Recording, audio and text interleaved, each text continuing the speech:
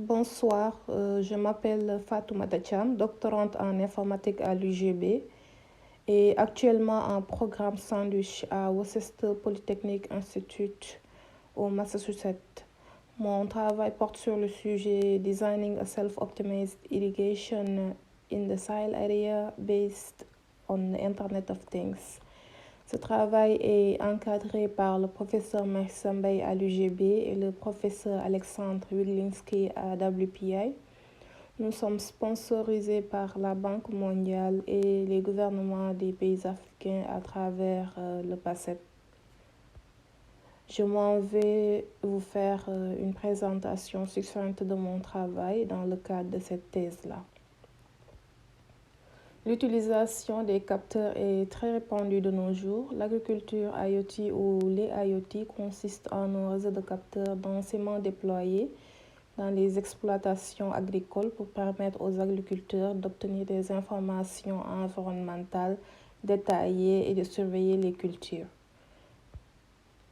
Les réseaux de capteurs sont cependant confrontés à beaucoup de challenges tels que le déploiement, le coût du déploiement notamment, le coût de la communication, mais également le coût de remplacement de composants défectueux et quelquefois l'inefficience de l'utilisation de l'énergie. Et le plus important reste la fonctionnalité du réseau malgré les pannes de nœuds ou de composants du réseau.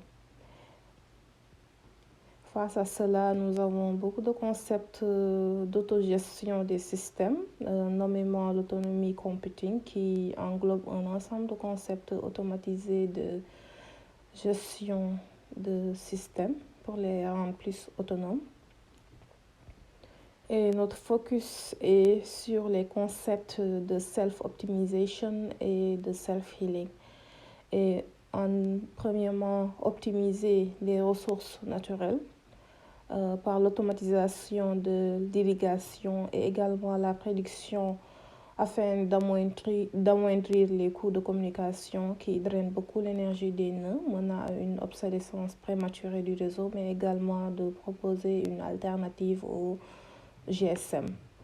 Le self-healing en secondo qui permet de diagnostiquer les pannes et d'adapter une alternative à la supervision de la zone observée et ainsi rendre le réseau tolérant aux pannes. Notre motivation est d'ordre déjà environnemental avec l'intérêt majeur de préserver la zone des Niayes et du Sahel qui subissent les répercussions du changement climatique qui affecte beaucoup les ressources aquifères, mais également proposer une alternative moins coûteuse que les réseaux GSM qui quelquefois ne couvrent pas certaines zones rurales, rendant ainsi difficile l'accès aux informations dans les champs mis en observation. Dans notre système, nous proposons une automatisation de l'irrigation et une optimisation avec des mesures telles que le SWN ou le Soil Water Need et également l'évapotranspiration qui ont été diversement étudiées dans la littérature, mais également sur le long terme, collecter assez de données pour faire une prédiction et proposer un self-healing dans le cas où le nœud ne fonctionnerait plus et être en mesure d'agir sur les actionneurs et d'inférer des mesures adéquates à partir des nœuds voisins, mais surtout proposer une communication hybride pour assurer une utilisation efficace de la batterie, mais également assurer une disponibilité et une connectivité du réseau. Ceci étant dit, l'adoption de ces alternatives ne vient pas sans défi. Il y a un grand challenge concernant la durée de vie et la déplétion des batteries dans les réseaux de capteurs et plusieurs techniques relevant de la littérature ont été soulevées telles que l'optimisation de la communication radio, l'optimisation de la data rate, mais également des alternatives telles que la compression et la prédiction. Et il était important de situer notre recherche dans le contexte de l'écosystème IoT et pour la couche interconnexion sur laquelle nous sommes plus focus, nous sommes toujours sur l'étude de la meilleure combinaison d'implémentation de notre architecture pour exploiter les meilleurs atouts de chacune de ces technologies, à savoir le Bluetooth Low Energy, le LoRa, le Sigfox et d'autres tels que le LTE, etc. Et pour accomplir le self-healing et l'optimisation, nous avons plusieurs champs à exploiter, c'est-à-dire l'appliquer au niveau du capteur lui-même, mais également l'appliquer sur les actionnaires ou les deux en même temps. Et pour l'instant, notre modèle se veut être adaptatif, mais nous sommes plus focus sur le capteur.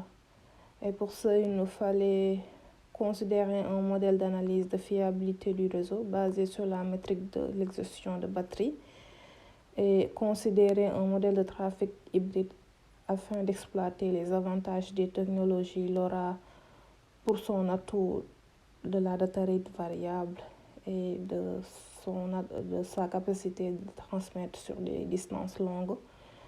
Et le BLE, par exemple, pour son channel hopping, mais également pour son efficacité concernant les communications short range et sa puissance de communication variable, etc. Et le coût également est moins important que le coût de la communication GSM, car utilisant les fréquences ISM qui sont libres. Nous sommes à 2 ans et demi de la thèse. Nous sommes à la dernière phase quasiment, qui est l'objet de notre visite aux États-Unis. C'est d'achever une implémentation de notre environnement de test qui toutefois subit les répercussions de la situation actuelle du monde, mais nous y travaillons et éventuellement finir ce test bed, faire une rédaction de la thèse et soutenir l'année prochaine. Nous avons quelques publications, quelques projets en cours et une publication en attente de révision. Et nous avons d'autres qui ont besoin de plus de résultats afin d'être finalisés et soumis pour publication. Et pour conclure, la perspective la plus urgente reste à compléter le test bed et avoir des résultats afin de finaliser nos projets de publication et également faire une implémentation outdoor de notre test bed afin d'évaluer les performances de notre